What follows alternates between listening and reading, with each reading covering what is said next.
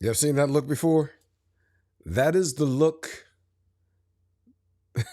that you get when the cheater says, "But I want my marriage." Everybody do it. Everybody try. Everybody do this one time.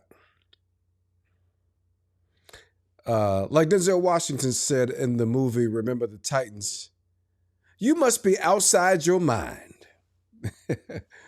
No, you're actually not outside your mind. If you cheated, if you betrayed your spouse, if you were unfaithful, committed infidelity, and you want your marriage back, we should talk about that. And we will talk about that in this video.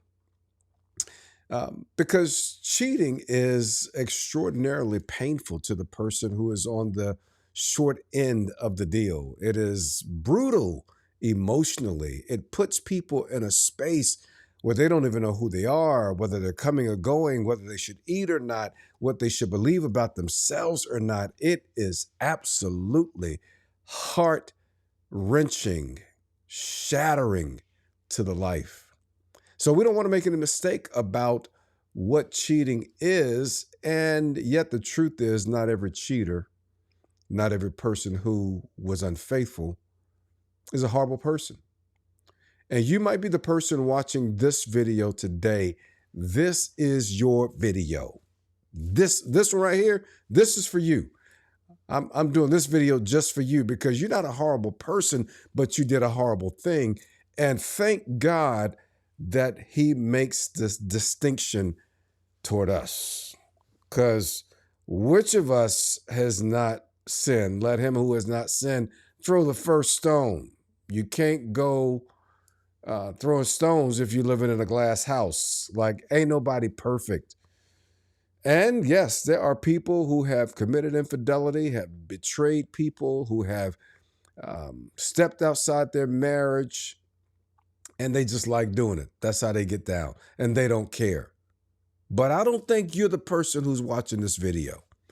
You're not that person. Yeah, you're not that person if you're watching this video. And so in this video, I'm going to show you 5 things that you have to do if you ever going to have a chance to get your boo back, to get your marriage back, to get this relationship back on track. Stay tuned.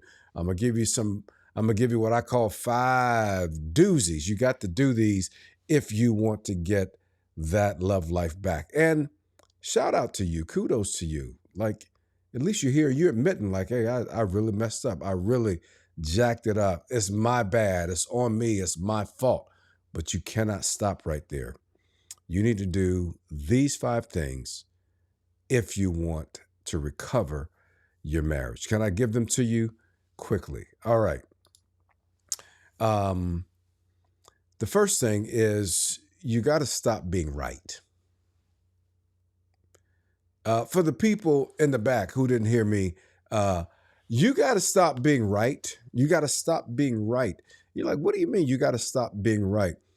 Oftentimes when people have betrayed their spouse, they still hold on to a little bit of, I was justified. I had a reason to do it. Like I was right about that. Like, don't be right about nothing now. Like, you can't be right and be wrong. Or should I say, you can't be right and do wrong. The reason you got to stop being right is because you were not right when you did what was wrong. Ooh, oh, are you gonna stay here if you big enough to jump, to make the fire, you got to take the fire, right? We're going to talk straight because I care about you. I care about your marriage. Understand me, right? I'm not here to belittle you in any way. My heart actually hurts for you too. But you can't keep being right and justifying that somehow your spouse did something that made you do it. They deserved you doing it.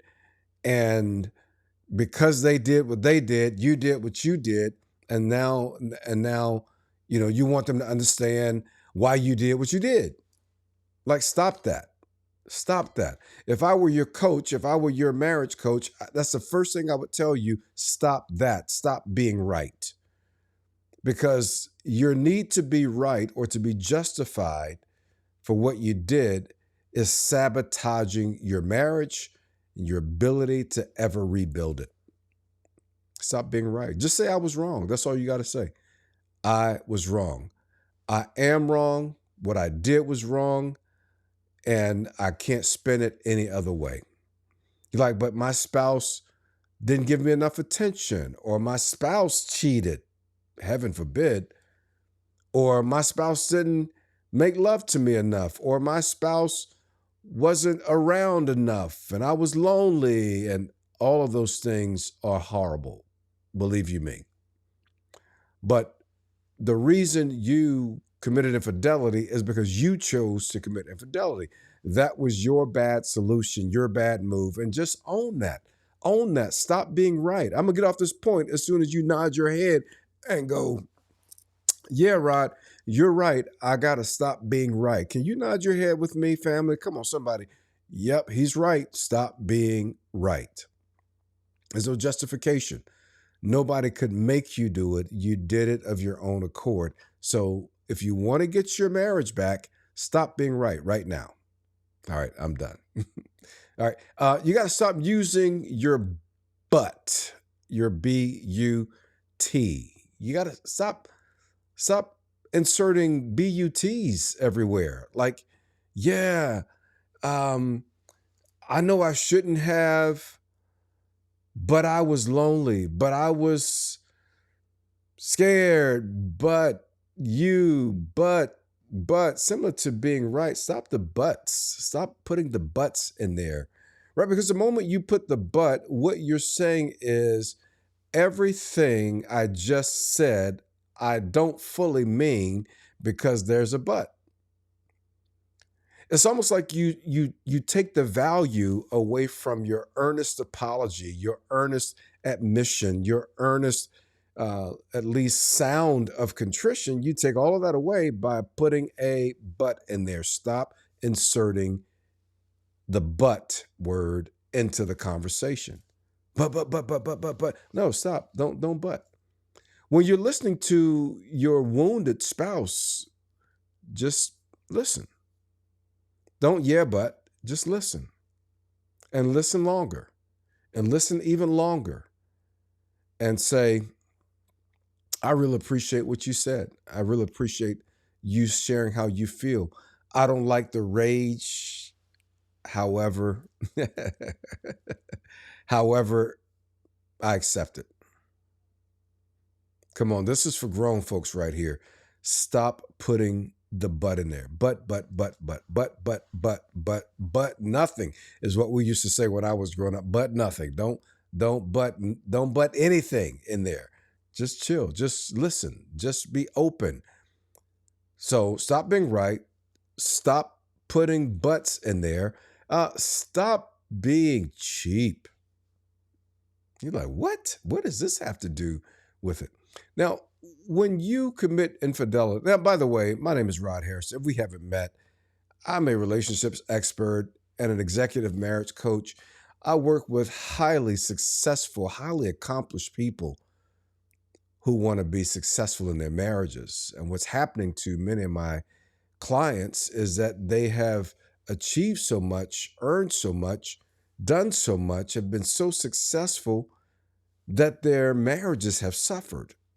And so I'm honored and I feel called by God to support, help, coach, challenge my clients to do the things that will get them the results that they want.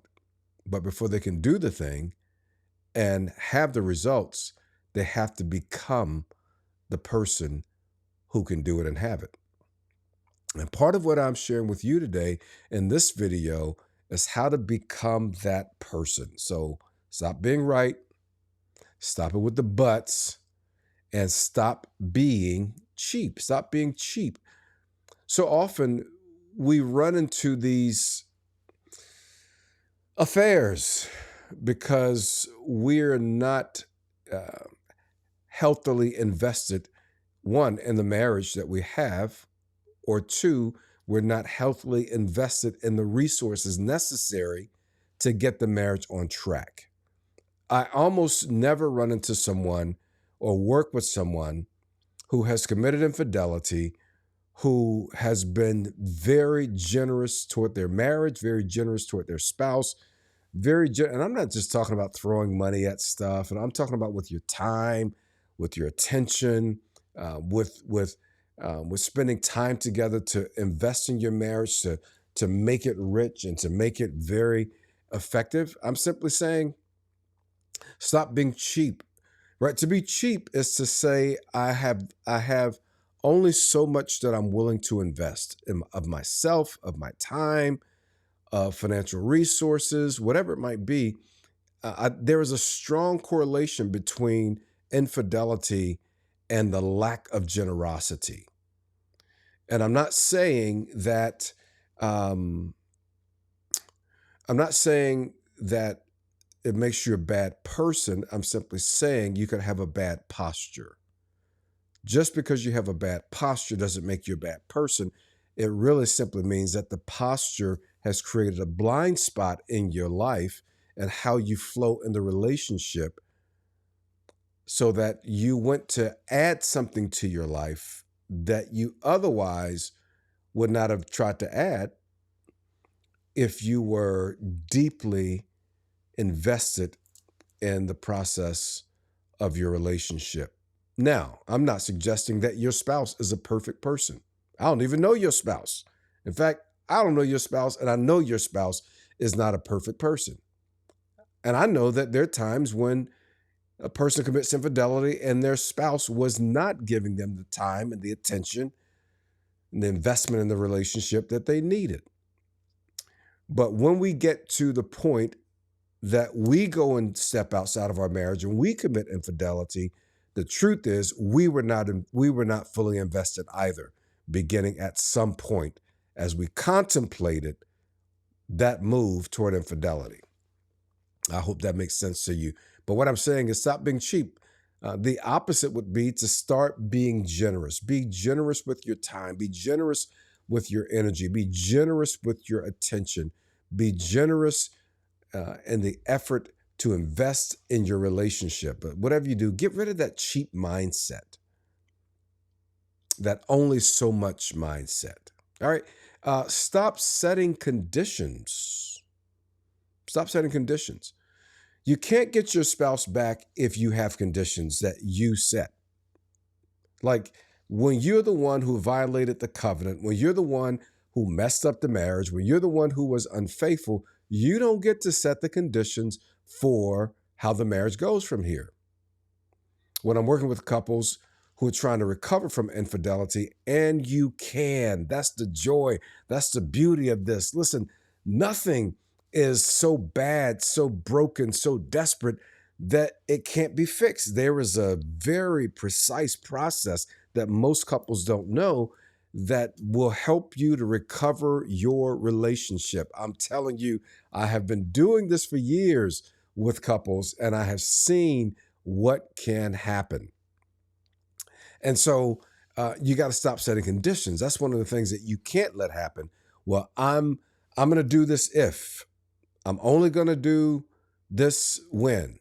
No, I'm not going to give up my phone, until blank. Well, I can't do this if you don't do that. The conditions have to stop. You want to be unconditional in terms of what you're willing to do in order to gain your spouse back. And that can be hard, and that can be, uncomfortable, but you want to be unconditional in your love, unconditional in your apology, unconditional in terms of what you're willing to do. Now, I'm not saying if there's a condition to put on it, it is, I'm not going to do something wrong in order to get something good, to get something worthwhile. So that's a condition, but I'm talking about setting conditions that put you in control, like you're in the driver's seat. When you were in the driver's seat, you took a wrong turn. And so now the person who gets to set the conditions for how the recovery can happen is a person who was wounded by the infidelity. Now, when I'm working with couples, I have to teach you, those of you who want to rebuild a marriage, that you both have some responsibilities in the process, but responsibility is not the same as conditions that you set to have control. All right, I hope that's helpful to you. You got to stop gaslighting. Stop the gaslighting. You're like, what you talking about? What are you talking about? Gaslighting, right? There's a little sort of psychological tactic that we often use, not always intentionally, but when we want to protect our egos, we want to protect ourselves, right? We don't want to look bad and look poorly, or we just don't want everything to be known. We start gaslighting. Well, no. Actually, what happened was, well, no, that's not true. Well, you know it was true. You know it was true. Your spouse says, "I saw you do this and you did this." No, I didn't. No, I've never done that. I've never. Nope. No, not me. I might have done that, but I didn't do that. Come on, stop playing now. We're trying to build something that needs to be rebuilt, and you got to show up all the way. Do not gaslight your spouse. Make them think that their rational mind is somehow weird and whacked out because you don't want them to know the whole story. All right, so I was working with a couple years ago, and they paid a lot of money for coaching, a lot of money, because it costs a lot of money if we're going to work together. But you get this video free. Use this. All right. And she was like, you were at such and such a place with this lady. I know because I was tracking you. I put a tracker in your car, right? That's what people spend money on. Right? They put trackers in the car. She said, I was tracking you. He goes, no, that's not where I was. My truck was parked outside of there, but I was at the car game. I was doing something different. Come on, man. Come on, really? And every time she would catch him, having been places he should not have been, doing things he should not have been doing with people he should not have been with, he would gaslight her and he would make her feel like she was insane. And she would, I mean, it was painful to watch. And finally I had to say to him, like, bro, stop gaslighting her. And then it came out that the affairs were all real. Another client, he said to his wife, like, hey, something feels weird. Something feels off. Like, this doesn't make sense. I've been looking at these things, this evidence of things that you have done, but you keep saying you've never cheated. I've had to admit that I've cheated. I was wrong. She goes, no, you're wrong. He's like, can we take a lie detector test? She's like, why do we need a lie detector test? We don't need a lie detector test. You don't believe me? He's like, I actually don't. Well, I'm not taking a lie detector test.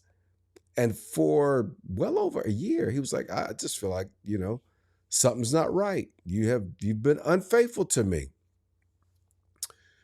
And she would never admit it. Here was one of the clear signs that something was not right. He was having a difficult time healing around her. That's a whole nother story. Well, another 6 or 8 months later, it became clear that she had been in very, very unfaithful communication and some other things with somebody else. And when it became clear, he said, why have you been gaslighting me all this time, making me think I was crazy? Hey, whatever you do, if you want to get your marriage back, you can't be gaslighting your spouse. Like, that is the epitome of disloyalty. It is epitome of disrespect for their person, for their value, for their worth. I think that is like, yeah, that's the worst thing.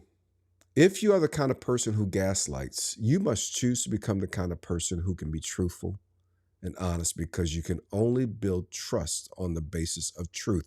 And if you notice that the first three letters in both words are TRU, you must learn to be true. Hey, listen, you can get your marriage back, but you got to choose to become the person who can do the things that marriage requires, that trust requires, that building something great requires, so that you can have something that very few people get. And that is an amazing, happy, deeply trusting, and deeply satisfying marriage. Hey, I'm Rod Harrison. I'm glad we were here together. I just want you to know it is possible, but you got to do these 5 things if you want that one thing to recover your marriage and get on with your life. Hey, I don't think you're a horrible person. I think you're a good person who's got some hard work to do, but you can do it. Hey, I'll see you in the next video. May God be with you. May He give you strength to be that person that you actually really want to be. Talk to you later.